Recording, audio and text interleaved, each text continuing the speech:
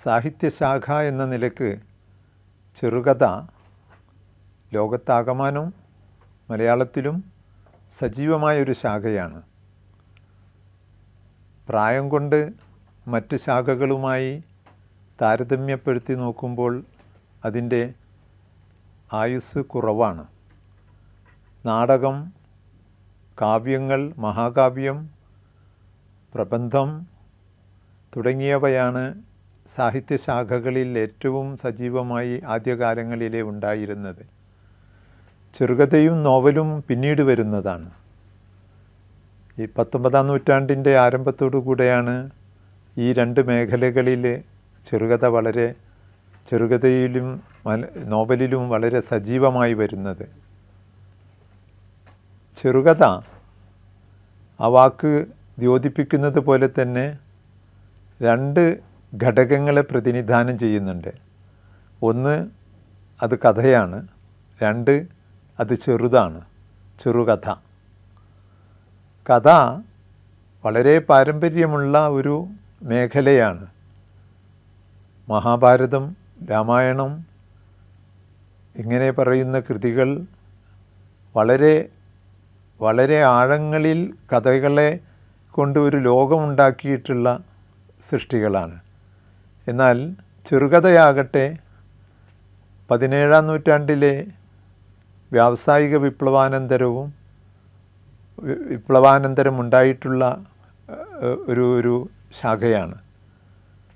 നഗരവൽക്കരണവും അർബനൈസേഷനും ഒപ്പം തന്നെ ഇൻഡസ്ട്രിയലൈസേഷനുമാണ് ഈ ശാഖയ്ക്ക്, ചെറുകഥ എന്ന ശാഖയ്ക്ക് കാരണമായി തീർന്നത് എന്ന് നിരീക്ഷിക്കപ്പെട്ടിട്ടുണ്ട്. വളരെ കൂടുതൽ സമയമെടുത്ത് വായിക്കാൻ സമയമില്ല. വളരെ കൂടുതൽ വലുപ്പമുള്ള പുസ്തകങ്ങൾക്ക്, മഹാകാവ്യങ്ങൾ പോലെയുള്ള പുസ്തകങ്ങൾക്ക് സാധാരണ വായനക്കാരുമില്ല. അങ്ങനെ വന്നപ്പോഴാണ് ചെറുകഥ ഒരു പരീക്ഷണമായി ആദ്യമായി വരുന്നത്. മലയാള സാഹിത്യത്തിലും അങ്ങനെ തന്നെയാണ്. നാടകങ്ങളും ചാക്യാർകൂത്തും ഓട്ടംതുള്ളലും ഒക്കെ ഉണ്ടായിരുന്ന കാലത്ത് ചെറുകഥയില്ല. ചെറുകഥ വളരെ നിശ്ചലമായി കിടന്നിരുന്ന ഒരു കാലത്ത് നിന്നാണ് ഈ കാലത്തേക്ക് വന്നിരിക്കുന്നത്. മലബാർ സുകുമാരൻ, മൂർക്കോത്ത് കുമാരൻ, വേങ്ങയിൽ തുടങ്ങിയിരിക്കുന്ന ആളുകളാണ് ആദ്യകാല കഥകൾ എഴുതിയിട്ടുള്ളത്. ബ്രിട്ടീഷ് ഭരണകാലം കേരളത്തെ സമ്പന്നമാക്കിയിരുന്ന മേഖലയാണ് സാഹിത്യം. ആംഗലേയ സാഹിത്യം കേരളത്തിലും വലിയ ഒച്ചപ്പാടുകളുണ്ടാക്കി. കുന്തലത, അപ്പുനെടുങ്ങാടിയുടെ കുന്തലത, ചന്തുമേനോൻ്റെ ഇന്ദുലേഖ, ഇങ്ങനെയുള്ള നോവലുകൾ വന്ന് ആ നോവലുകൾക്ക് തൊട്ടുകൂടെ തന്നെ ചെറുകഥകളും വന്നു. ചെറിയ കഥകൾ എന്ന് രസിപ്പിക്കുവാൻ കുറഞ്ഞ സമയം കൊണ്ട് രസിപ്പിക്കുന്ന കഥകൾക്കായിരുന്നു ആദ്യകാലത്ത് പ്രാധാന്യമുണ്ടായിരുന്നത്. കഥ ജീവിതത്തിലെ പ്രകാശപൂർണമായ ഒരു സന്ദർഭത്തെ വെളിപ്പെടുത്തുന്ന രചനയായി മാറി. ഒരുപാട് കഥാപാത്രങ്ങളില്ല ചെറുകഥയിൽ. ഉള്ള കഥാപാത്രങ്ങൾ തീവ്രതരമായ അനുഭവങ്ങളെ ആവിഷ്കരിക്കുന്നു. അതുകൊണ്ടാണ് സാഗരത്തിൽ നിന്ന് തെറിച്ചു വീഴുന്ന കണികയിൽ പ്രകാശം ചൊരിയുമ്പോഴുണ്ടാകുന്ന മഴവില്ല് പോലെയാണ് ചെറുകഥ എന്ന് പറയുന്നത്. ജീവിതമാകുന്ന കടലിൽ നിന്ന് ചില തുള്ളികൾ ആകാശത്തേക്ക് ഉയരുന്നു, അതിൽ പ്രകാശം വർഷിച്ചുകൊണ്ട് വെളിപ്പെടുത്തപ്പെടുന്നു എന്നുള്ളത്. ജീവിതത്തിൻ്റെ സകലതല ഭാവങ്ങളെയും ചെറുകഥ പ്രതിനിധാനം ചെയ്യുന്നുണ്ട്. ചെറുകഥ കാലത്തിൻ്റെ പ്രവാഹത്തിൽ നിന്നുള്ള ഒരു തുള്ളിയാണ് എന്ന് വേണമെങ്കിൽ പറയാം. കാലം ഒഴുകുന്നു. ഏത് കാലത്തെയാണ് ഈ കഥ ആവിഷ്കരിക്കുന്നത് അല്ലെങ്കിൽ പ്രതിനിധാനം ചെയ്യുന്നത് എന്നുള്ളതിൻ്റെ അടിസ്ഥാനത്തിലാണ് കാലത്തിൻ്റെ ഒരു തുള്ളി കണിക എന്നുള്ളത് പ്രയോഗം കൊണ്ട് ഉദ്ദേശിക്കുന്നത്. ഈ കണികയാകട്ടെ അതിൻ്റെ ആശയം കൊണ്ട്, പ്രമേയം കൊണ്ട്, അതിൻ്റെ അവതരണം കൊണ്ട് ഏകാനുഭൂതി മുദ്ര, യൂണിറ്റി ഓഫ് ഇംപ്രഷൻ എന്ന് പറയുന്നത് ആവിഷ്കരിക്കുന്നുണ്ട്. എല്ലാം കൂടി കൂടിച്ചേർന്നിട്ടുള്ള ഭാഷയാണെങ്കിൽ കഥയ്ക്ക് ചേർന്ന ഭാഷ, കഥയുടെ പരിസരത്തിന് ചേർന്ന ഭാഷ, അതിൻ്റെ സൗന്ദര്യതലങ്ങൾക്ക് പ്രാധാന്യം കൊടുക്കുന്നു എഴുത്തുകാർ. ഏതാണോ ആവിഷ്കരിക്കുന്നത്, പ്രമേയം അല്ലെങ്കിൽ കഥാബീജം, അതിനോട് കൂട്ടിച്ചേർന്നുകൊണ്ട് നിൽക്കുന്നു എന്നുള്ളത് കൊണ്ടാണ് ഈ ഏകാനുഭൂതി മുദ്ര എല്ലാം കൂടെ കൂടിച്ചേർന്ന് എന്നാൽ കേന്ദ്രീകൃതമായ ഒരു തലങ്ങളിലേക്ക് പോകുന്നു എന്നുള്ളത് പറയുന്നത്, കഥ പ്രവഹിക്കുന്നു എന്ന് പറയുന്നത്. കഥയിൽ 1000 കാര്യങ്ങൾ ഒന്നിച്ചു പറയുന്നില്ല. കഥയിൽ നേരത്തെ സൂചിപ്പിച്ചതുപോലെ എമ്പാടും കഥാപാത്രങ്ങളുമില്ല. ഒരു കഥാപാത്രമാകാം, ആ ഒറ്റ കഥാപാത്രത്തിൻ്റെ മനോമുകുരത്തിൽ ഉണ്ടാകുന്ന ലോകം ചെറുകഥയിൽ ആവിഷ്കൃതമാകാം. ഇനി അല്ലെങ്കിൽ 1-2 കഥാപാത്രങ്ങളാകാം. കഥാപാത്രങ്ങൾ മാത്രമല്ല, കഥാപരിസരവും കുറച്ചുകൂടെ ഏകാഗ്രമായ തലങ്ങളിലേക്ക് പോകുന്നുണ്ട്. വൈവിധ്യപൂർണമായ എന്തും കുത്തി നിറക്കാവുന്ന ചാക്കാണ് നോവൽ എന്ന് ഫോക്നർ പറഞ്ഞിട്ടുണ്ടെങ്കിൽ, എന്തും കുത്തി നിറക്കാവുന്ന ഒന്നല്ല ചെറുകഥ. ചെറുകഥയിൽ വളരെ സൂക്ഷ്മമായി നിരീക്ഷിക്കപ്പെട്ട ഒരാശയത്തെ, ഒരു കഥാപരിസരത്തെ, ചിലപ്പോൾ ഒരു കഥാപാത്രത്തെ ആവിഷ്കരിക്കുവാനുള്ള ശ്രമമാണ് നടത്തുന്നത്. അതുകൊണ്ട് തന്നെ കഥ പ്രിയപ്പെട്ട ഒരു കലാരൂപമായി, സാഹിത്യശാഖയായി മാറി. മലയാളത്തിൽ ഇന്ന് ഏറ്റവും സജീവമായി നിൽക്കുന്ന രംഗം നോവലും ചെറുകഥയുമാണെന്ന് മനസ്സിലാക്കാൻ സാധിക്കും. നാടകത്തിനും കവിതയ്ക്കും ഒക്കെയും തന്നെയും ഉണ്ടായിരിക്കുന്ന പിൻപറ്റലിന് കഥയെയും നോവലിനെയും ബാധിച്ചിട്ടില്ല.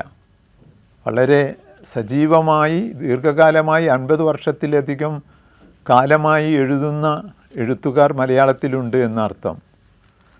ചെറുകഥ ഒരു സന്ദർഭം വെളിവാക്കലാണ്. ഒരു കഥാസന്ദർഭത്തെ വെളിപ്പെടുത്തുന്നു. ഒരു പോയിന്റിലേക്ക്, ഒരു മുനയിലേക്ക് അതിനെ കൊണ്ടുവരുന്നു.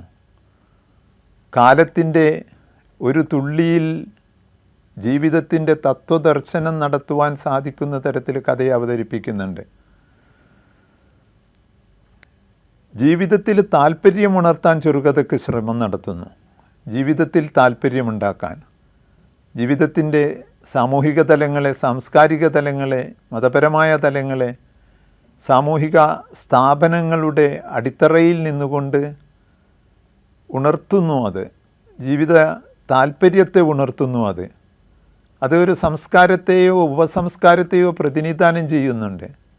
ഒരു ജനതയെ അത് പ്രതിനിധാനം ചെയ്യുന്നതാകാം, ഒരു ദേശത്തെ പ്രതിനിധാനം ചെയ്യുന്നതാകാം. വൈക്കം മുഹമ്മദ് ബഷീറിൻ്റെ ആദ്യകാല കഥകൾ എടുത്തു നോക്കൂ. ഒരു സ്ഥലത്തെ പ്രധാന ദിവ്യൻ, മുച്ചിട്ടുകളിക്കാരൻ്റെ മകൾ തുടങ്ങിയിരിക്കുന്ന കഥകളിലെല്ലാം തന്നെ ഒരു പ്രദേശം, വൈക്കം ഗ്രാമത്തിൻ്റെ പരിസര പ്രദേശങ്ങളിൽ നിന്നുകൊണ്ടാണ് ബഷീർ ആദ്യകാല കഥകൾ എഴുതിയിട്ടുള്ളത്. അത് മറ്റുള്ളവർക്ക് പുതിയ ഒരു ലോകമായിരുന്നു. മറ്റുള്ളവർ അനുഭവിക്കാത്ത ലോകത്തെ അനുഭവിപ്പിക്കുന്ന ഒരു മാജിക്കുകാരനാണ് എഴുത്തുകാരൻ എന്നുള്ളത്, അല്ലെങ്കിൽ എഴുത്തുകാരി എന്നുള്ളത് നമുക്ക് മനസ്സിലാക്കാൻ സാധിക്കും. നാടകീയമായ ഒരു നിമിഷത്തെ ആയിരിക്കും ചിലപ്പോൾ കഥയിൽ കൊണ്ടുവരിക. കഥയ്ക്ക് എല്ലാം വിളിച്ചു പറയുന്ന ഒരു പ്രയോഗം കഥയ്ക്കില്ല, അല്ലെങ്കിൽ ഒരു എല്ലാം വിളിച്ചു പറയുന്ന കഥ വളരെ ധ്വന്യാത്മകമായി വെക്കുന്നു. ആ ധ്വന്യാത്മകത എന്ന് പറയുന്നത്, സബ്റ്റിലിറ്റി എന്ന് പറയുന്നത് മലയാള കഥ സ്വരൂപിക്കുന്നതിന് സാധിച്ചിട്ടുള്ള ഒന്നാണ്. കാരൂരിൻ്റെ കഥകൾ എടുത്തു നോക്കുക. പൂവമ്പഴം, പൊതിച്ചോറ് തുടങ്ങിയിരിക്കുന്ന കഥകൾ, മോതിരം എന്നുള്ളൊരു കഥകളൊക്കെ തന്നെയും വളരെ സൂക്ഷ്മതലങ്ങളിലുള്ള കാര്യങ്ങളെ കുറിച്ചാണ് ആലോചിക്കുകയും എഴുതുകയും ചെയ്തിട്ടുള്ളത്. അവിടെ ഏകാഗ്രത എന്ന് പറയുന്നത് വളരെ പ്രധാനപ്പെട്ടതാണ്. കഥ നമ്മുടെ ജീവിത മണ്ഡലങ്ങളോട് വളരെ അഗാധമായ പരിചയം നേടിക്കൊടുക്കുന്നുണ്ട് വായിക്കുന്ന ആളിന്. കഥയിൽ പറയുന്ന ഒരു ലോകം, അച്ഛനും മകൻ്റെ സുഹൃത്തും തമ്മിലുള്ള സംഭാഷണമാണ് ദൂത് എന്ന കഥയിൽ സേതു അവതരിപ്പിക്കുന്നത്.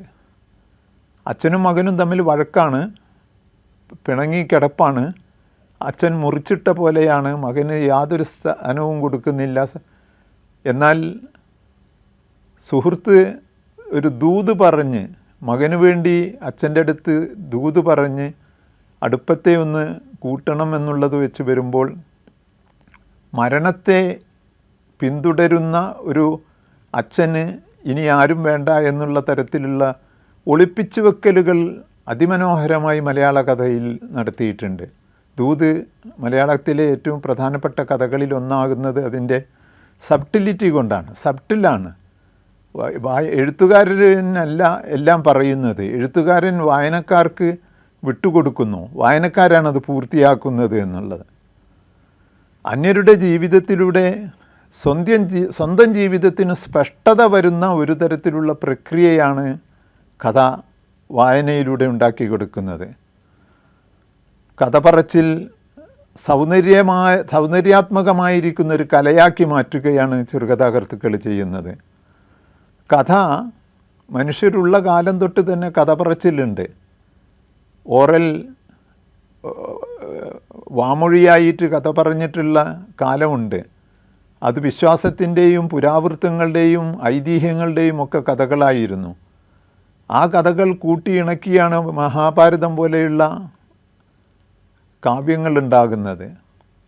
ഇവിടെയാകട്ടെ കഥ പറച്ചിലിൻ്റെ സൗന്ദര്യത്തിന് പ്രാധാന്യം കൊടുത്ത് കഥ എഴുതുകയാണ് ആധുനിക കാലത്ത് ഉണ്ടായിട്ടുള്ളത്. കരവിരുതിൻ്റെ ഒരു രാസപ്രക്രിയ, ഒരു കെമിക്കൽ പ്രോസസ്സ്, നൈപുണ്യത്തിൻ്റെ ഒരു അന്വേഷണം ഓരോ ചെറുകഥാകൃത്തും നടത്തുന്നുണ്ട്. ആ ചെറുകഥാകൃത്ത് താൻ ആഗ്രഹിക്കുന്ന ഒരു പ്രമേയത്തിന് എങ്ങനെ അവതരിപ്പിക്കണമെന്നുള്ളത് കൊണ്ടുവരുന്നു എന്നാണ്. MP പോൾ കഥയെഴുത്തിൻ്റെ തന്ത്രം പറയുമ്പോൾ ആദ്യം പറയുന്നത് കഥാബീജം, ഒരു പ്ലോട്ട് ഉണ്ടാകുക എന്നുള്ളതാണ്. കഥ എഴുതാനുള്ള ഒരു പ്ലോട്ട്, പ്രമേയം എന്ന് വേണമെങ്കിൽ നമുക്ക് പറയാം. അത് കഥയുടെ പ്രധാന മർമ്മമായിട്ട് തീരുന്നു. അത് എങ്ങനെ എഴുതണം എന്നുള്ളത് പിന്നീടാണ് വരുന്നത്. ഞാൻ എൻ്റെ അടുത്ത കാലത്ത് എഴുതിയിട്ടുള്ള ഒരു കഥ എത്രയോ കാലം മനസ്സിലിട്ടുകൊണ്ട് നടന്നതാണ്. ഒരു തീവ്രവാദി സംഘത്തിൽ തൻ്റെ മകൻ പോയി എന്നറിഞ്ഞപ്പോൾ അവൻ്റെ ഉമ്മ തീവ്രവാദ സംഘത്തിൽ പോയിട്ടുണ്ടെങ്കിൽ കൊലപാതകമാണ് അവൻ്റെ കർമ്മമെങ്കിൽ അവൻ എൻ്റെ മകനല്ല എന്ന് പത്രപ്രവർത്തകരോട് പറഞ്ഞ ഒരു വാർത്ത വായിച്ചു. ആ വാർത്തയാണ് ഞാൻ കഥയാക്കി മാറ്റാൻ ആശിച്ചത്. ഐസ് കണ്ടി എന്നാണ് ആ കഥയുടെ പേര്. ഐസ് ഫ്രൂട്ട്, കർണാടകയിൽ കാസർഗോഡ് പരിസരത്തുള്ള ഒരു ചുറ്റുവട്ടത്തേക്ക് കഥായ പരിസരത്തെ മാറ്റിക്കൊണ്ട് ഞാൻ പറഞ്ഞു വരുന്നത്, അങ്ങനെയുള്ളൊരു പ്രമേയം മനസ്സിൽ വന്നാൽ, കഥ എഴുതണമെന്ന ആഗ്രഹമുള്ളൊരു പ്രമേയം മനസ്സിൽ വന്നാൽ അത് കൊണ്ടു നടക്കുന്നു. എഴുത്തുകാരനോ എഴുത്തുകാരിയോ അത് മനസ്സിലിട്ട് കൊണ്ടു നടക്കുന്നു. കഥ എഴുതുന്നവരോട് പറയാനുള്ള ഒരു പ്രധാനപ്പെട്ട കാര്യവും മറ്റൊന്നല്ല, നിങ്ങൾ എഴുതാൻ ആഗ്രഹിക്കുന്ന കഥ നിങ്ങൾ മനസ്സിലതൊരു കൂട് വെച്ചിട്ടുണ്ടെങ്കിൽ ആ കൂട്ടിൽ ഇണക്കിളികളോ പല കിളികളോ വളരുന്നത് വരെ നിങ്ങൾക്ക് കാത്തിരിക്കാവുന്നതാണ്. അതിനെക്കുറിച്ച് ചിലപ്പോൾ വായിക്കേണ്ടി വരും. ഞാൻ കാസർഗോഡൻ ഭാഷ പരിശീലിക്കുന്നതിന് എൻ്റെ വിദ്യാർത്ഥികളെ രണ്ടുപേരുടെ സഹായം തേടി. സംഭാഷണങ്ങളൊക്കെയും തന്നെ കാസർഗോഡൻ ഭാഷയിലാണ് അതിൽ നൽകിയിട്ടുള്ളത്. ഐസ് കണ്ടി എഴുതുമ്പോഴാണ് പ്രമേയത്തോട് ചേർന്നിരിക്കുന്ന സക്കീർ ഹുസൈൻ എന്ന് പറയുന്ന ഈ വിദ്യാർത്ഥി, സക്കീർ ഹുസൈൻ എന്ന് പറയുന്ന ഈ വിദ്യാർത്ഥി പഠിക്കുന്ന കാലത്ത് ഐസ് ഫ്രൂട്ടിനോട് ഭയങ്കര താല്പര്യമുള്ള ആളായിരുന്നു. ഒരു ഒബ്സഷന്, അതിനോടുള്ള അമിതമായ ആസക്തി. അത് ഫ്രോയിഡിയൻ സങ്കല്പപ്രകാരം ഇത്തരത്തിലുള്ള ആസക്തി പിൽക്കാലത്ത് പുതിയ ആസക്തികളുമായിട്ട് സംയോജിക്കാവുന്നതാണ്. അപ്പം അന്ന് വാപ്പ മകന് ഐസ് ഫ്രൂട്ട് വാങ്ങാൻ പോയി, രാത്രി പാതിരാക്ക് ഐസ് ഫ്രൂട്ടിന് വേണ്ടി കരഞ്ഞപ്പോൾ ഐസ് ഫ്രൂട്ട് വാങ്ങാൻ വേണ്ടി പോയി തിരിച്ചു വരുമ്പോഴാണ് വാപ്പ ഇടവഴിയിൽ കിടന്ന് മരിക്കുന്നത്. പക്ഷേ മകൻ പിന്നീട് ഒരു കമ്പ്യൂട്ടർ സോഫ്റ്റ്വെയർ എൻജിനീയറായി മാറി തൻ്റെ പ്രവർത്തനങ്ങളുടെ മേഖല മറ്റൊരു ഒബ്സഷനോട്, മറ്റൊരു ആസക്തിയോട് കൂടിച്ചേരുന്നത് വന്നിട്ടുള്ളത്. ഫ്രോയിഡ് വായിച്ചത് വളരെ മുമ്പാണ്, പഠനകാലത്താണ് പ്രധാനമായും വായിച്ചിട്ടുള്ളത്. പക്ഷെ അത് കഥയിലേക്ക് വരികയായിരുന്നു അത്തരത്തിലുള്ള ഒന്ന്. ഞാൻ പറഞ്ഞു വരുന്നത്, ഒരു കഥ മനസ്സിൽ വന്ന് ചിലപ്പോൾ വർഷങ്ങളോളം കൊണ്ടു നടന്ന ശേഷമാണ് അത് എഴുതാൻ സാധിക്കുന്നത്. അങ്ങനെയുള്ള ഒരു എഴുത്താണ് ഇസ്കണ്ടി എഴുതാൻ എന്നെ പ്രേരിപ്പിക്കുകയും ചെയ്തിട്ടുള്ളത്. അപ്പോൾ ഒരു കഥയ്ക്ക് ഒരു ബീജാപാപം നടന്നിട്ടുണ്ടെങ്കിൽ ഉടനെ തന്നെ പേനയും കടലാസും എടുത്ത് എഴുതാനിരിക്കണ്ട. അതിനെ നിങ്ങളൊന്ന് പാകപ്പെടുത്തിയെടുക്കേണ്ടതുണ്ട്. പാകപ്പെടുത്തിയെടുക്കാൻ ചിലപ്പോൾ ഒരു ദിവസം എടുത്തേക്കാം, ഒരു കൊല്ലം എടുത്തേക്കാം, ഒന്നിലധികം വർഷങ്ങൾ എടുത്തേക്കാം. എഴുതാൻ ശ്രമിക്കുന്നു, ശരിയാകുന്നില്ല. ഐസ്കണ്ടി എഴുതുമ്പോൾ അതിൻ്റെ ഘടന എങ്ങനെ വേണമെന്നുള്ളത് എന്നെ സംബന്ധിച്ചിടത്തോളം വലിയ പ്രശ്നമായിരുന്നു. പത്രപ്രവർത്തകർ, മാധ്യമപ്രവർത്തകർ ഈ ഉമ്മയെ ഇൻ്റർവ്യൂ നടത്താൻ വരുവാണ് അതിരാവിലെ. ആ ഉമ്മയുടെ ഫോക്കസിൽ നിന്നുകൊണ്ടാണ് ആ കഥ, വീക്ഷണകോണിൽ നിന്നുകൊണ്ടാണ് ആ കഥ എഴുതിയിട്ടുള്ളത്. ഞാൻ പറഞ്ഞു വരുന്നത്, കഥയുടെ പ്രമേയം രാഗിയെടുത്ത് രാഗി കൊത്തുപണിവിഴയോട് കൂടിയിട്ടുള്ള ആഭരണമാക്കി മാറ്റുന്ന പ്രക്രിയ ഉടനടി മനസ്സിൽ നിന്ന് നടക്കുന്ന ഒന്നല്ല, വളരെയേറെ കാലം മനസ്സിൽ കൊണ്ടു നടന്നിട്ട് എഴുതാവുന്ന ഒന്നാണ്. ഉപേക്ഷിക്കാത്ത കഥകൾ എൻ്റെ മനസ്സിൽ ഇപ്പോഴുമുണ്ട്. ഒരു മജിസ്ട്രേറ്റ് ജഡ്ജ് കൊല ചെയ്യപ്പെടുന്നു, പക്ഷെ കൊല ചെയ്യപ്പെട്ടതല്ല എന്നാണ് സർക്കാർ അറിയിപ്പുകൾ പറയുന്നത്. ഈ ഒരു കഥ മനസ്സിലെഴുതി കൊണ്ട് നടക്കുന്നതിന് ഒരു ഗസ്റ്റ് ഹൗസിൽ അർദ്ധരാത്രിയാണിത് സംഭവിക്കുന്നത്. ഇന്ത്യയുടെ ചരിത്രത്തിൽ നിന്ന് വന്നിരിക്കുന്ന പുതിയ സാഹചര്യങ്ങളെ ഈ കഥയിൽ കൊണ്ടുവരാനുള്ള ശ്രമം മനസ്സ് നടത്തിക്കൊണ്ടിരിക്കുന്നുണ്ട്. ഇപ്പോഴും എഴുതാൻ പറ്റിയിട്ടില്ല. 3-4 വർഷമായിട്ട് മനസ്സിൽ കൊണ്ട് നടക്കുന്ന ഒരു പ്ലോട്ട്, ഒരു പ്രമേയം ഇപ്പോഴും രാസപ്രക്രിയ പൂർണ്ണമായില്ല എന്ന തോന്നൽ കൊണ്ട് ഇനി ആ കഥയുടെ ഘടന എങ്ങനെയായിരിക്കണം എന്നുള്ളത്, കഥാപാത്രത്തെ പിന്തുടരുന്ന കഥയാകാം, പാറ്റേണിനെ പിന്തുടരുന്ന കഥയാകാം. എം സുകുമാരനൊക്കെ എഴുതിയിരിക്കുന്ന കഥകളുണ്ട്. ഒരു പാറ്റേണിനെ, ഒരു കൂട്ടം ആളുകളെ ഒക്കെയാണ് അത് പ്രതിനിധാനം ചെയ്യുന്നത്. അപ്പോൾ അങ്ങനെയുള്ള ഒരു ഒരുക്കം വ്യക്തിയിലൂടെ പറയുമ്പോൾ സംഘത്തിലൂടെ പറയുന്നതല്ല. ഞങ്ങൾ ഇന്ന ദേശക്കാർ എന്ന് പറഞ്ഞെഴുതുമ്പോൾ ഖാദർ, ഞങ്ങൾ ദേശക്കാരായ ആളുകൾ എന്ന് പറയുമ്പോൾ ഞങ്ങൾ എന്നുള്ളതാണ് കഥ പറയുന്നത് ഒരു കൂട്ടം ആളുകളാണ്. കഥ പറയുന്നത് വ്യക്തിയാണ്. MTയുടെയും പത്മനാഭൻ്റെയും ഒക്കെ കഥകളിൽ, ചെറുകഥകളിൽ വ്യക്തിയാണ്. വെള്ളായിയപ്പൻ എന്ന് പറയുന്ന ഒരു വൃദ്ധൻ തൻ്റെ മകനെ തൂക്കിക്കൊല നടത്താൻ പോകുമ്പോൾ, കണ്ണൂർ ജയിലിൽ വെച്ച് നടത്താൻ പോകുമ്പോൾ അവസാനമായി കാണാൻ വരുന്ന അനുഭവത്തെക്കുറിച്ച്, മകന് കൊടുക്കാൻ അമ്മ നൽകിയ ചോറ്, പൊതിച്ചോറ് കൊടുക്കാൻ പറ്റാതെ മടങ്ങി വന്ന് കടപ്പുറത്ത് ഇങ്ങനെ നിൽക്കുമ്പോൾ ആ പൊതിച്ചോറ് കാക്കകളുടെ ബലിച്ചോറായി മാറുന്ന അതിമനോഹരമായ കഥയാണ് വെള്ളായിയപ്പൻ കഥാപാത്രമാകുന്ന കടൽ തീരത്ത് എന്ന് പറയുന്ന കഥ. ആ കഥയെ എത്രയോ കാലം മനസ്സിൽ കൊണ്ടു നടന്നതിന് ശേഷമാണ് വിജയൻ എഴുതിയത് എന്നുള്ളത് വിജയൻ അഭിമുഖത്തിൽ പറഞ്ഞിട്ടുണ്ട്. കഥ എഴുതാൻ പറ്റാതെ പോയി ഉപേക്ഷിച്ചിട്ടുള്ളവരെ എം ടി പറഞ്ഞ് എഴുതാനെന്ന് ആഗ്രഹിച്ച് പറയുന്നൊരു കഥ പിൽക്കാലത്തും എഴുതാൻ സാധിച്ചിട്ടില്ല. വ്യക്തിയുടെ മനസ്സിലൂടെ എഴുതുന്ന കഥകളാണ് ആധുനിക കഥകൾ ആയിട്ട് മാറിയിട്ടുള്ളത്. ആദ്യകാലത്ത് ഒരു കഥ പറച്ചിലായിരുന്നു. കഥയുടെ പിന്നാലെ വായനക്കാരെ കൊണ്ട് നടക്കുന്നു. ചന്തുമേനോൻ്റെയും മുർക്കോത്ത് കുമാരൻ്റെയും ഒക്കെയും തന്നെ രീതിശാസ്ത്രം അതായിരുന്നു. ആദ്യകാല വിദേശ കഥകളെ അനുകരിച്ചുകൊണ്ടാണ് അവരങ്ങനെ ചെയ്തിട്ടുള്ളത്.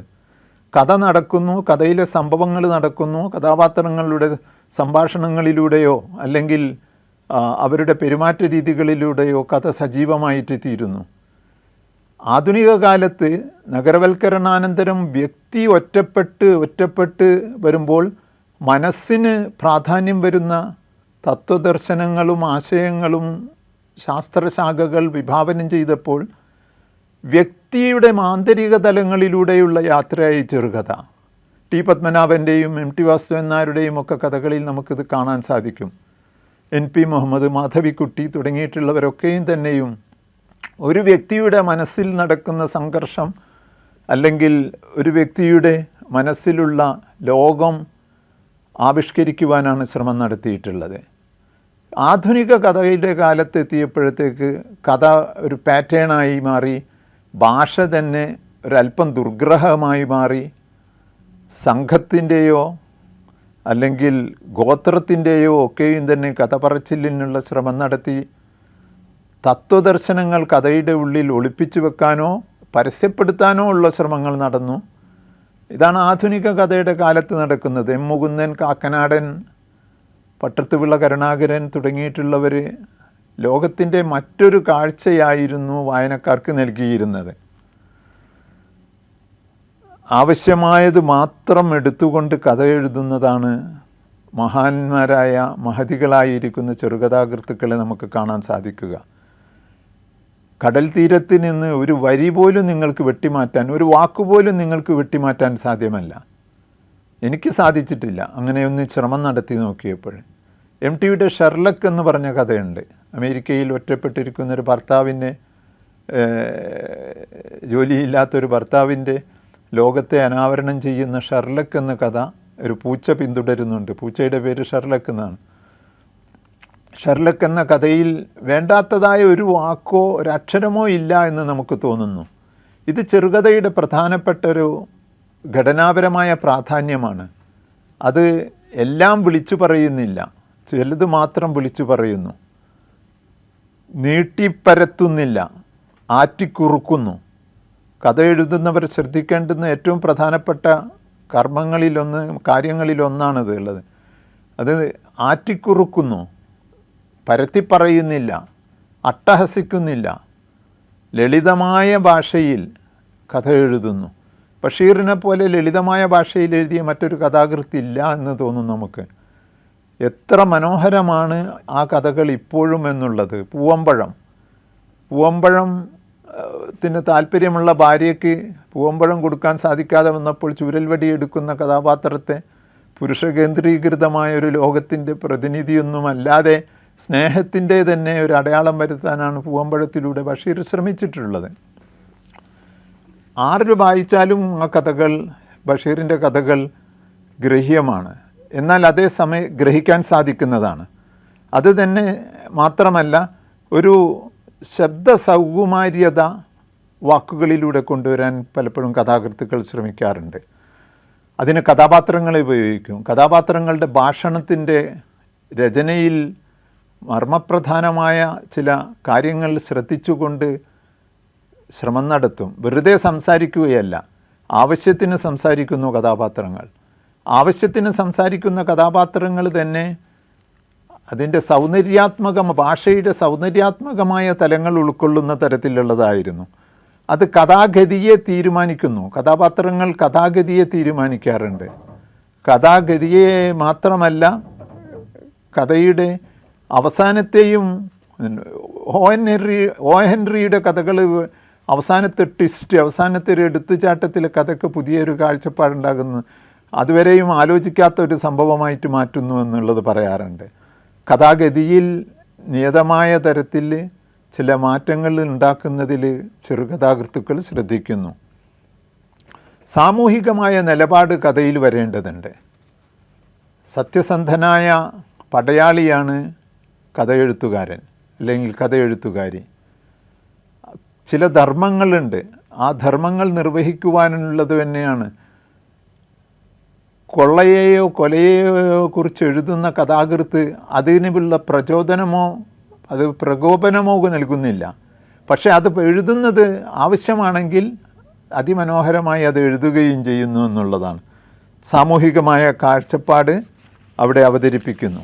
ചെറുകഥ ഓരോ വ്യക്തിയും തനിക്ക് പരിചിതമായ മണ്ഡലത്തിൽ നിന്നുകൊണ്ട് എഴുതുന്ന രചനയാണ്. ഒരു കഥയുടെ തീം അവതരിപ്പിക്കേണ്ടുന്നതിന് പാറ്റേണിനെ കുറിച്ച് അല്ലെങ്കിൽ അതിൻ്റെ സ്ട്രക്ചറിനെ കുറിച്ച്, ഘടനയെക്കുറിച്ച് തീരുമാനമായാൽ പിന്നീട് എഴുത്തിൻ്റെ ഒരു പ്രവാഹമാണ്. ആ എഴുത്തിൽ തീരുമാനിക്കുന്നത് തനിക്ക് പറയാനുള്ള ജീവിതത്തിൻ്റെ കഥയാണ്. ബഷീർ എഴുതിയിരിക്കുന്ന കഥകളൊക്കെ ബഷീറിൻ്റെ ചുറ്റുവട്ടത്തെക്കുറിച്ചായിരുന്നു. ബഷീർ തന്നെയായിരുന്നു നായകൻ പലപ്പോഴും ഉള്ളത്. പരിചിതമായ ലോകത്ത് നിന്ന് അപരിചിതമായ ലോകത്തെ അന്വേഷിക്കുന്ന വ്യക്തിയാണ് എഴുത്തുകാരൻ അല്ലെങ്കിൽ എഴുത്തുകാരി. പരിചിതമായ ലോകത്ത് നിന്ന് അപരിചിതമായ കാര്യങ്ങൾ മലയാളികൾക്ക് കാണിച്ചു കൊടുത്ത എഴുത്തുകാരാണ് വൈക്കം മുഹമ്മദ് ബഷീറും പൊൻകുന്നം വർക്കിയും MT വാസുദേവൻ നായരും NP മുഹമ്മദും ഒക്കെ T പത്മനാഭനുമൊക്കെ അപരിചിതമായ ലോകത്തെക്കുറിച്ച് കാണിച്ചു കൊടുക്കുന്നു. വായനക്കാർക്ക് ആ ലോകത്തെക്കുറിച്ച് അറിയില്ല, ആ സംസ്കാരത്തെക്കുറിച്ച് കേട്ടറിവുണ്ടാവും, അതിൽ ചിലപ്പോൾ അനുഭവിച്ചിട്ടുണ്ടാവും. പക്ഷേ അവരുടെ ജീവിത സന്ദർഭങ്ങളിൽ ഒളിഞ്ഞു കിടക്കുന്ന ചില മർമ്മങ്ങളെയാണ് എഴുത്തുകാരൻ അല്ലെങ്കിൽ എഴുത്തുകാരി വെളിപ്പെടുത്തുന്നത് എന്നർത്ഥം. അതൊക്കെ കഥ പറച്ചിലിൻ്റെ സൗന്ദര്യമുണ്ട്. സ്വന്തം ജീവിതത്തിന് അതുകൊണ്ട് സ്പഷ്ടത ഉണ്ടാക്കിക്കൊണ്ടാണ് കഥ എഴുതുന്നത്. തൻ്റെ നിലപാട് ചെറുകഥാകൃത്ത് ആവർത്തിക്കുന്നു. ഇവിടെ കഥ യഥാർത്ഥമാകാം, റിയലിസ്റ്റിക് കഥകളാകാം, അല്ലെങ്കിൽ അയഥാർത്ഥ കഥകളാകാം, അല്ലെങ്കിൽ സർറിയലിസ്റ്റിക് മായിക ലോകത്തിൻ്റെ കഥകളാകാം. എന്ത് രൂപത്തിലായി കഴിഞ്ഞിട്ടുണ്ടെങ്കിലും കഥ പറച്ചിലിൻ്റെ സൗന്ദര്യമാണ് പ്രധാനമെന്നർത്ഥമുള്ളത്. കരവിരുതിൻ്റെ രചനാപരമായിരിക്കുന്ന കരവിരുതിൻ്റെ സ്കില്ലിൻ്റെ ഒരു മനോഹരമായ ആവിഷ്കാരമാണ് ചെറുകഥ. അത് ആ നൈപുണ്യം വായനയിലൂടെ നിങ്ങൾക്കുണ്ടാക്കിയെടുക്കാവുന്നതാണ്. പല രീതിയിലുമുള്ള കഥകൾ വായിക്കുന്നു. എൻ്റെ രീതി ഏതാണ്, അല്ലെങ്കിൽ ഈ കഥയ്ക്ക് അനുയോജ്യമായ രീതി ഏതാണ് എന്നുള്ളത് തീരുമാനിക്കുന്നിടത്ത് നിന്നാണ് വേറിട്ട ഒരു കഥ ഉണ്ടായിത്തീരുന്നത്. ആ വേറിട്ട കഥ അടയാളപ്പെടുത്തലായി മാറുകയും ചെയ്യുന്നു. ഒരു ഉദാഹരണം പറയുകയാണെങ്കിൽ MT വാസുദേവൻ നായരുടെ നിൻ്റെ ഓർമ്മക്ക് എന്ന കഥ. ആ നിൻ്റെ ഓർമ്മക്ക് എന്നുള്ളത് ഒരു കുട്ടിയുടെ അച്ഛൻ സിലോണിൽ ജോലി ചെയ്യുകയാണ്. എപ്പോഴെങ്കിലുമൊക്കെ വരുള്ളൂ. സിലോണിൽ അയാൾ കല്യാണം കഴിച്ച് വേറൊരു ഭാര്യയുമായി ജീവിക്കുകയാണ് എന്ന് പറഞ്ഞു കേൾക്കുന്നുമുണ്ട്. ഒരു തവണ നാട്ടിലെത്തുമ്പോൾ ഒരു ചെറിയ പെൺകുട്ടിയും ഉണ്ടായിരുന്നു അയാളിൻ്റെ കൂടെ. ആ പെൺകുട്ടി ആരാണ് എന്ന് പറയുന്നില്ല. പെൺകുട്ടി അയാളിൻ്റെ മകളാണ് എന്ന് ധ്വനിപ്പിക്കുന്നുണ്ട്. അവളെ ഏതാനും ദിവസങ്ങൾ കണ്ട് അതിലുള്ള പ്രധാന കഥാപാത്രമായ കുട്ടി സ്ഥലം വിട്ടു പോകുന്ന അച്ഛനെയും ആ കുട്ടിയെയും ഓർമ്മിക്കുന്നിടത്തു നിന്നാണ് കഥ മനോഹരമായ ഒരു അനുഭവമായിട്ട് മാറുന്നത്. അതിനനുസൃതമായ തരത്തിലുള്ള ഒരു ഭാഷ, ലളിതമായൊരു ഭാഷ, മനുഷ്യർക്ക് മനസ്സിലാകാവുന്ന ഭാഷ, എന്നാൽ സൗന്ദര്യാത്മക തലങ്ങളിൽ ആവിഷ്കരിക്കപ്പെടുന്ന കഥ ഉണ്ടായി തീർന്നിരിക്കുന്നത് ഈ അത്ഭുതകൃത്യത്തിലൂടെയാണ്. കരവിരുതാണ്, രചനാപരമായിരിക്കുന്ന കഴിവാണ്. പുതിയ കഥകൾ വായിക്കുക നിങ്ങൾ എന്ന് പറയുന്നത് പുതിയ കഥകൾ പുതിയ ഇടങ്ങൾ തേടുന്നത് പോലെ തന്നെ പുതിയ രചനാപരമായിരിക്കുന്ന മേഖലകളും തേടുന്നുണ്ട്. കഥയുടെ സ്ട്രക്ചർ പഴയ രീതിയിലുള്ള കഥകൾ മാത്രമല്ല എന്നർത്ഥം. ലളിതമായിരിക്കും, പക്ഷേ അതേ സമയത്ത് തന്നെ ആഴങ്ങളിൽ സംസാരിക്കുകയും ചെയ്യും. പുതിയതായ ഒന്നിനെ ഉണ്ടാക്കിയെടുക്കുകയാണ് ചെയ്യുന്നത്. ചെറുകഥാകൃത്തുക്കൾ ഉപയോഗിക്കുന്ന ഭാഷ സാധാരണ ജീവിതത്തിൽ മനുഷ്യരുപയോഗിക്കുന്ന ഭാഷ തന്നെയാണ്. മലയാളത്തിലുള്ള കഥകൾ എടുത്തു നോക്കുക നിങ്ങൾ. മലയാളികൾ സംസാരിക്കുന്നത് പോലെ തന്നെയാണ് മലയാളത്തിലുള്ള കഥാപാത്രങ്ങളും സംസാരിക്കുന്നത്. സ്വന്തം ജീവിതത്തിൻ്റെ ആശയവിനിമയ മണ്ഡലത്തിൽ വളരെ സൂക്ഷ്മമായ തലങ്ങളിൽ പ്രയോഗിക്കുന്ന ആശയവിനിമയം, കമ്മ്യൂണിക്കേഷൻ എന്ന് പറയുന്നത് കഥയിലെത്തുമ്പോൾ ഒരു പുതിയ തലം നേടുന്നു. എല്ലാം ആശയവിനിമയം നടത്തപ്പെടുന്നില്ല. ചില കാര്യങ്ങൾ മാത്രമാണ് ആശയവിനിമയം നടത്തുന്നത്.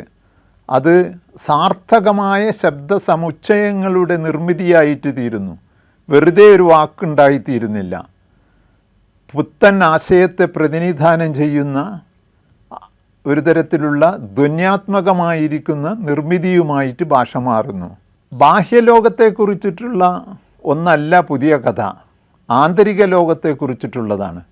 ഒന്നിനെക്കുറിച്ച് പറയുന്നു, പക്ഷേ അതിൻ്റെ ഉള്ളിൽ ഒളിപ്പിച്ചു വച്ചിരിക്കുന്ന ഒരു പുത്തൻ ആശയമാണ് കഥയായിത്തീരുന്നത്. ഇതും നിങ്ങൾക്ക് പരിശീലനം കൊണ്ട് നേടാവുന്നതാണ്. കഥയുടെ ശില്പശാലകളിലുമൊക്കെയും പങ്കെടുക്കുന്ന വിദ്യാർത്ഥികൾക്ക് പല രീതിയിലുള്ള എഴുത്തിനെക്കുറിച്ചിട്ടുള്ള അറിവുണ്ടാകുന്നു.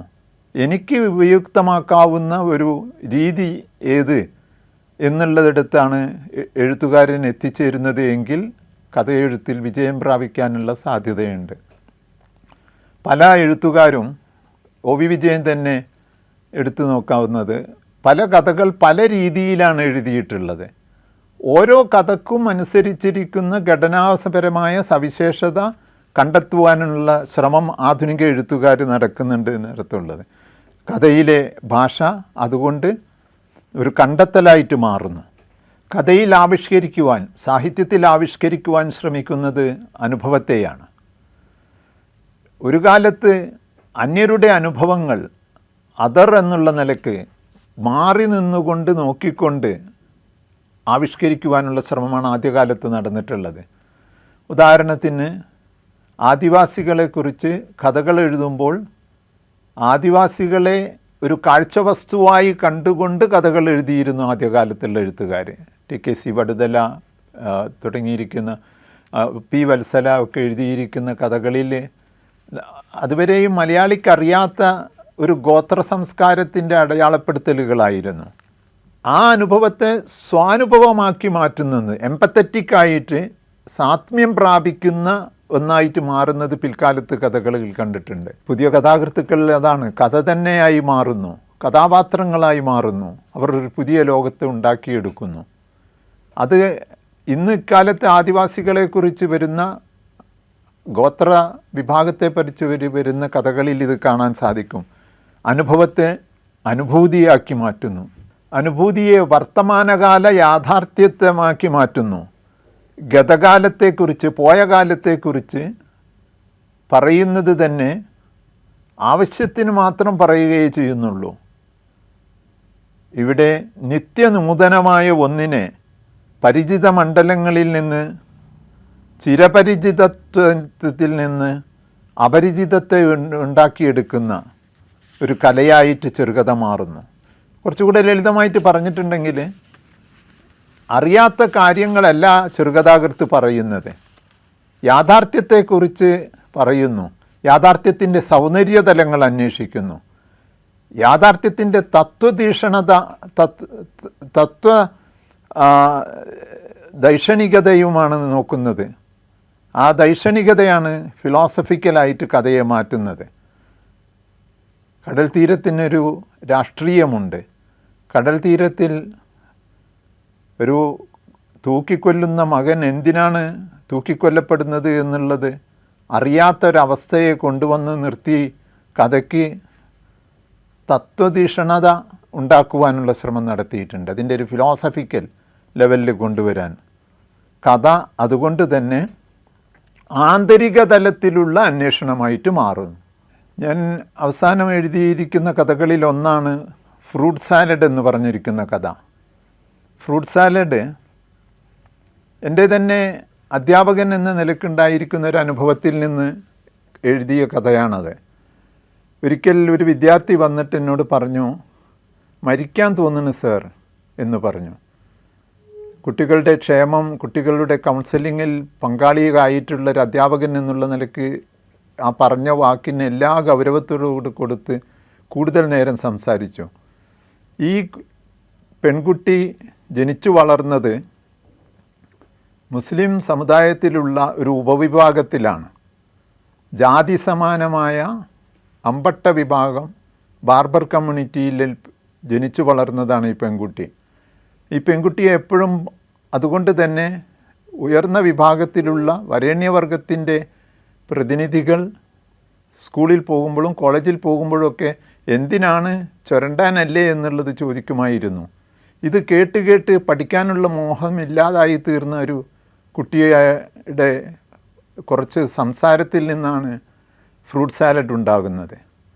ഫ്രൂട്ട് സാലഡ് പെൺകുട്ടി പഠിക്കുകയും പഠിച്ച് അധ്യാപികയുടെ ജോലി വാങ്ങുകയും ചെയ്തു. എന്നിട്ടും താൻ ജനിച്ചു വളർന്ന സമുദായ വിഭാഗത്തിൻ്റെ പഴിചാരലുകൾ, അതിൻ്റെ അടിസ്ഥാനത്തിലുള്ള പഴിചാരലുകൾ കേൾക്കേണ്ടി വന്നതുകൊണ്ടുണ്ടായിരിക്കുന്ന വിഷമങ്ങളാണ്. വിവാഹം കഴിഞ്ഞു, പക്ഷെ വിവാഹം കഴിഞ്ഞിട്ട് നിൻ്റെ വിയർപ്പിനൊരു നാറ്റമുണ്ട്. ആ നാറ്റം മീനിൻ്റേതാണ്. ആ നാറ്റം മണം എന്ന് പറയുന്നത് ഇങ്ങനെ എപ്പോഴും വാക്കുകളാൽ പീഡിപ്പിക്കുന്ന ഒരു ഭർത്താവിൽ നിന്ന് രക്ഷ നേടുവാൻ വേണ്ടി സ്വന്തം കഴിവ് ഉപയോഗിച്ചുകൊണ്ട് ഫസ്ക് തേടിയിട്ട് മാറുന്ന ഒരു കഥാപാത്രമായിട്ട് ഐഷയെ മാറ്റുന്നു. ഞാൻ പറഞ്ഞു വരുന്നത് കഥക്കപ്പുറത്തേക്ക് പോകുന്നു. മുസ്ലിം സമുദായത്തിൽ വളരെയേറെ പുരോഗമനം ഉണ്ടായിട്ടുണ്ട്, വിദ്യാഭ്യാസം ഉണ്ടായിട്ടുണ്ട്. എന്നാൽ ഏതാനും ചില മേഖലകളിൽ ഇപ്പോഴും ഈ തരത്തിലുള്ള വൈരുദ്ധ്യ തലങ്ങളുണ്ട് എന്നുള്ളത് ഐഷയിലൂടെ ആവിഷ്കരിക്കുവാനുള്ള ശ്രമമാണ് ഫ്രൂട്ട് സലാഡിൽ നടത്തിയിട്ടുള്ളത്. ആ കഥ എൻ്റെ പ്രിയപ്പെട്ട കഥയാകുന്നത് ആ കഥയിൽ ഞാൻ നടത്തുന്ന വിമർശനത്തിൻ്റെ കൂടെ അടയാളപ്പെടുത്തലുകളുള്ളത് കൊണ്ടാണ്. കഥയെഴുത്ത് ഇന്ന് പുതിയ തലങ്ങൾ നേടുകയാണ്. ആർട്ടിഫിഷ്യൽ ഇൻ്റലിജൻസ് ഉപയോഗിച്ചുകൊണ്ട് കഥ എഴുതുന്നവരുണ്ട് ഇപ്പോഴേ. അത് എങ്ങനെ നാളെ കഥയായി മാറും, നാളെ നിലനിൽക്കുന്ന കഥയായി മാറുമെന്നുള്ളത് നമുക്ക് അറിയില്ല. പക്ഷേ കഥ എഴുതി തുടങ്ങുന്നവർ ഇതും മനസ്സിലാക്കിയിരിക്കേണ്ടതുണ്ട്. അവർക്ക് ചില പാഠങ്ങളും അതിൽ നിന്ന് ലഭിക്കും. കഥയുടെ ചില കഥാഗതികൾ പറയുന്നു, കഥാപാത്രത്തിൻ്റെ കുറച്ച് സൂചനകൾ കൊടുക്കുന്നു, കഥാപാത്രത്തിൻ്റെ സംഭാഷണ ശൈലി വിവരശേഖരണം നടത്തി നൽകുന്നു. എന്നിട്ട് അതിൽ നിന്ന് ഒരു കഥ ഉണ്ടാക്കുവാൻ നിങ്ങൾ കൽപ്പന കൊടുക്കുന്നു. ChatGPT ജെമിനിയോ ഒക്കെ നിങ്ങൾക്കൊരു കഥ തരുന്നു. ആപ്ലിക്കേഷൻ ഉപയോഗിച്ചുകൊണ്ട് ആർട്ടിഫിഷ്യലായിട്ടുള്ള ഒരു കഥ ഉണ്ടാക്കുന്നു. ഈ കഥ നോവലെഴുത്തിലും ചില എഴുത്തുകാർ ഉപയോഗിച്ച് തുടങ്ങിയിട്ടുണ്ട്. ഇൻ്റർനെറ്റ് ഉപയോഗിച്ചുകൊണ്ട് ഇൻ്റർനെറ്റിൽ വരുന്ന വിവരങ്ങൾ ശേഖരിച്ചുകൊണ്ട് എഴുതിയിരിക്കുന്ന നോവലുകൾ മലയാളത്തിലുണ്ട്, കഥകളും മലയാളത്തിൽ വന്നിട്ടുണ്ട്. ഞാൻ പറഞ്ഞു വരുന്നത് ഈ ആർജിത ബുദ്ധി എന്ന് പറയുന്ന മേഖലയിൽ വളർച്ച ഉണ്ടാകുമ്പോൾ അത് കലയെയും സാഹിത്യത്തെയും സ്വാധീനിക്കുന്നു എന്നുള്ളതാണ്. എഴുത്തുകാരിയുടെയും മുന്നിലൊരു ചോദ്യമുണ്ട്. ഈ ആർട്ടിഫിഷ്യൽ ഇൻ്റലിജൻസിലൂടെ എക്കാലത്തും നിലനിൽക്കുന്ന ഒരു കഥ എഴുതാൻ പറ്റുകയോ ഇല്ലയോ എന്നുള്ളത്. ഒരുപക്ഷെ അതിനും വഴി കണ്ടെത്തിയേക്കാം. എന്തായാലും സാങ്കേതികവിദ്യ, നവസാങ്കേതികവിദ്യ, സാമൂഹിക മാധ്യമങ്ങൾ, സാമൂഹിക മീഡിയ, സോഷ്യൽ മീഡിയ തുടങ്ങിയിട്ടുള്ളവ കഥയെഴുത്തിനെ വളരെയേറെ സ്വാധീനിക്കുന്ന ഒരു കാലമാണ് നിങ്ങളുടെ മുന്നിലുള്ളത്, എൻ്റെയും മുന്നിലുള്ളത്. കഥ അച്ചടിച്ചു വരണമെന്നില്ല. കഥ ഇൻ്റർനെറ്റിലെ ഏതെങ്കിലും മാസികയിലൂടെയോ ജേണലിലൂടെയോ പ്രസിദ്ധീകരിക്കാവുന്നതാണ്. കഥ ആദ്യകാലത്തുള്ളതുപോലെ ഏതാനും ചെറിയൊരു ചെറുവട്ടത്തിൽ മാത്രമല്ല കഥ പ്രചരിക്കുന്നത്. ഇൻ്റർനെറ്റിലുള്ള ഒരു മാഗസിനിൽ കഥ വരുമ്പോൾ അമേരിക്കയിലിരിക്കുന്ന മലയാളിയും കോഴിക്കോട് നഗരത്തിലിരിക്കുന്ന മലയാളിക്കും ഒക്കെയും ഒരേ സമയത്ത് വായിക്കുവാൻ സാധിക്കുന്നു. സാഹിത്യത്തിൻ്റെ റീച്ച് വളരെ കൂടുതലാകുകയാണ്. അതായത് എത്തിച്ചേരുന്ന മേഖലകൾ വളരെ കൂടുതലായിട്ട് വരുന്നു, ആഴമുള്ളതായിട്ട് വരുന്നു, വൈവിധ്യപൂർണമായി തീരുന്നു. അതുകൊണ്ട് തന്നെ പുതിയ എഴുത്തുകാർ അനുഭവിക്കുന്ന വെല്ലുവിളികളിലൊന്നാണ് അതിൻ്റെ ആഗോള വ്യാപ്തി എന്ന് പറയുന്നത്. അതൊരു ചാലഞ്ചുമാണ്, അതേസമയത്ത് തന്നെ അതൊരു പോസിബിലിറ്റി, സാധ്യതയുമാണ്. ആ സാധ്യത ഉപയോഗിച്ചുകൊണ്ട് ലോകത്തിൻ്റെ പല ഭാഗങ്ങളിലുള്ള ആളുകൾക്ക് വേണ്ടി, ഒരേ സമയം ലക്ഷക്കണക്കിന് ആളുകൾക്ക് വേണ്ടി, ആയിരക്കണക്കിന് ആളുകൾക്ക് വേണ്ടി എഴുതുവാൻ സാധിക്കുന്ന തരത്തിൽ നവസാങ്കേതിക വിദ്യ വളർന്നു കഴിഞ്ഞിരിക്കുന്നു. ഈ നവസാങ്കേതിക വിദ്യയുടെ, ടെക്നോളജിയുടെ, ഇൻ്റർനെറ്റിൻ്റെ, ആർട്ടിഫിഷ്യൽ ഇൻ്റലിജൻസിൻ്റെ സഹായത്തോടു കൂടെ കഥകൾ എഴുതുന്നവരെ ഞാൻ കണ്ടിട്ടുണ്ട്. കുട്ടികൾ തന്നെ എഴുതിക്കൊണ്ടുവരുന്നുണ്ട്. കുട്ടികൾക്ക് കഥ എഴുതാനുള്ള താല്പര്യമുണ്ടെങ്കിൽ അത് പറഞ്ഞുകൊടുത്ത് കഥയാക്കി മാറ്റി ആർജിത ബുദ്ധിയുടെ ഒരു നിർമ്മിതിയാക്കി മാറ്റുവാനുള്ള ശ്രമങ്ങൾ കുട്ടികൾ നടത്താറുണ്ട്. അത് ഭാവനയ്ക്ക് പകരമാകുമോ ചോദ്യമാണ്. അത് സർഗശേഷിക്ക് പകരമാകുമോ? സർഗശേഷിയും ഭാവനയും രചനാപരമായിരിക്കുന്ന നൈപുണ്യവും കൊണ്ടാണ് എഴുത്തുകാർ മഹത്തായ കഥകളും മഹത്തായ കവിതകളും എഴുതിയിട്ടുള്ളത്. ആർട്ടിഫിഷ്യൽ ഇൻ്റലിജൻസിൻ്റെ സ്വാധീനത്തിൽ കഥയും കവിതയും എഴുതാമെങ്കിൽ തന്നെയും ഈ ഭാവനയുടെയും സർഗശേഷിയുടെയും ലോകത്തേക്ക് മനുഷ്യർ കൂപ്പുകുത്തുന്നത്, മനുഷ്യർ അന്വേഷണം നടത്തുന്നത് എത്രത്തോളം യന്ത്രങ്ങൾക്ക് നൽകുവാൻ സാധിക്കുമെന്നുള്ളത് പുതിയ എഴുത്തുകാർ സ്വയം ചോദിക്കുന്നു. അതിനുത്തരമായി അവർ എഴുത്ത് പുതിയ മേഖലയിലേക്ക് കൊണ്ടുപോവുകയും ചെയ്യുന്നുണ്ട് എന്നെനിക്ക് തോന്നുന്നു. മലയാള കഥ പല ഘട്ടങ്ങളായി, പല കാലങ്ങളായി വളർന്ന് സജീവമായൊരു ശാഖയായി മാറിയിരിക്കുന്നു.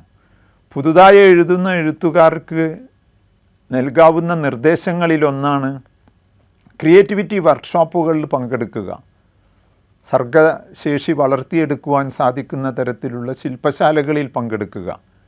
വായന വളരെ പ്രധാനപ്പെട്ടൊരു കർമ്മമാണെന്നും വായനയിൽ നിന്ന് എഴുത്തിൻ്റെ പാതകൾ, എഴുത്തിൻ്റെ മാർഗങ്ങൾ, എഴുത്തിൻ്റെ വഴികൾ കണ്ടെത്തുവാനും തനിക്ക് സ്വീകാര്യമായ ഒരു വഴിയിലേക്ക് എത്തിച്ചേരാനും കഴിയുമെന്നുള്ളത് കൊണ്ട് വായന ആഴത്തിലുള്ളതായി തീരുക, വായന ക്ലാസിക് കൃതികളും ആധുനിക കൃതികളും വായിക്കുവാൻ തക്കതായ തരത്തിലുള്ളൊരു താല്പര്യമാക്കി വളർത്തുക എന്നുള്ളത് പ്രധാനപ്പെട്ടതാണ്.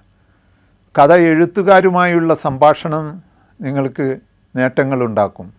എഴുതി വച്ചിരിക്കുന്ന കഥയുടെ കഥ അറിയാൻ, കഥയ്ക്ക് പിന്നിലുള്ള കഥയറിയാൻ സാധിച്ചിട്ടുണ്ടെങ്കിൽ അതും ഏറെ ഉപകാരപ്രദമായേക്കും. എഴുത്തുകാരോടുള്ള അഭിമുഖീകരണം നടത്തുന്നത്, എഴുത്തുകാരോടുള്ള ആശയവിനിമയം നടത്തുന്നത് കഥയെഴുത്തിൻ്റെ മർമ്മങ്ങൾ കണ്ടെത്തുവാൻ സഹായിക്കുന്ന ഒരു കർമ്മമായിട്ട് തീരുമെന്നാണ് എനിക്ക് തോന്നുന്നത്.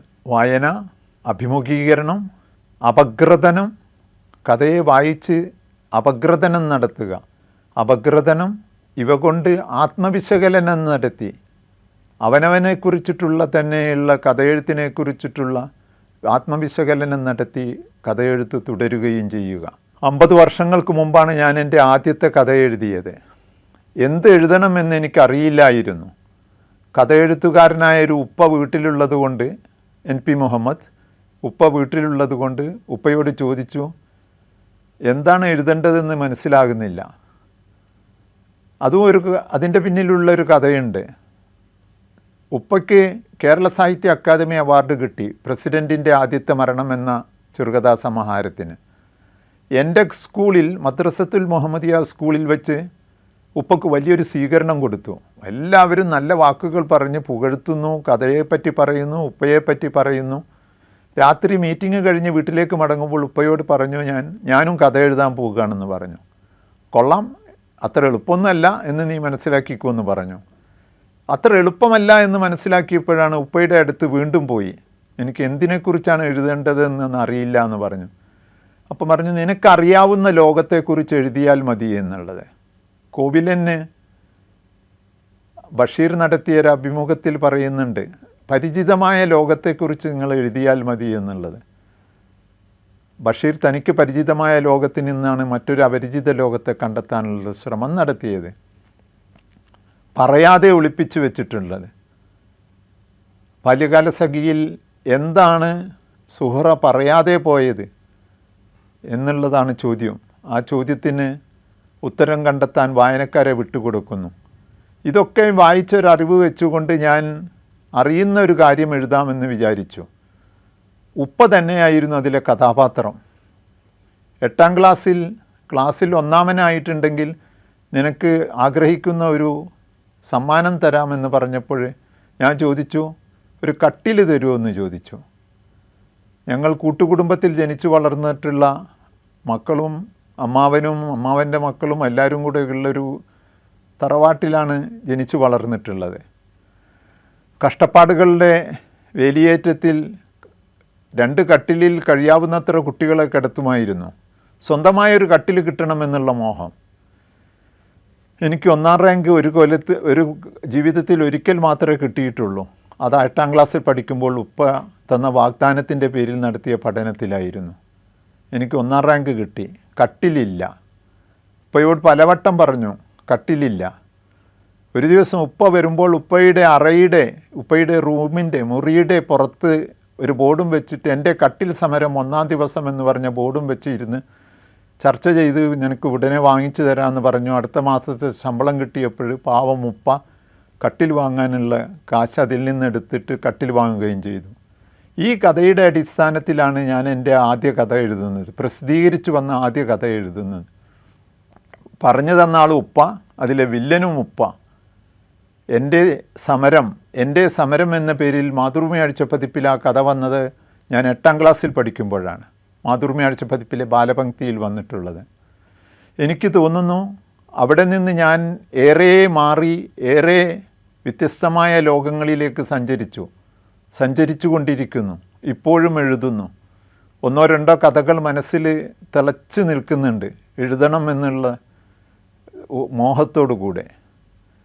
അപ്പോൾ ഞാൻ പറയുന്നത് നിശ്ചലമായ തടാകമല്ല, കെട്ടിക്കിടക്കുന്ന മലിനജലമല്ല സർഗപ്രവൃത്തി, ഒഴുകുന്ന പ്രവാഹമാണ്. അത് നിങ്ങളിലൂടെ ഒഴുകട്ടെ, പല സ്ഥലങ്ങളിലും എത്തട്ടെ, മറ്റുള്ളവർക്ക് മറക്കാത്ത അനുഭവമാകട്ടെ എന്ന് പ്രാർത്ഥിക്കുന്നു.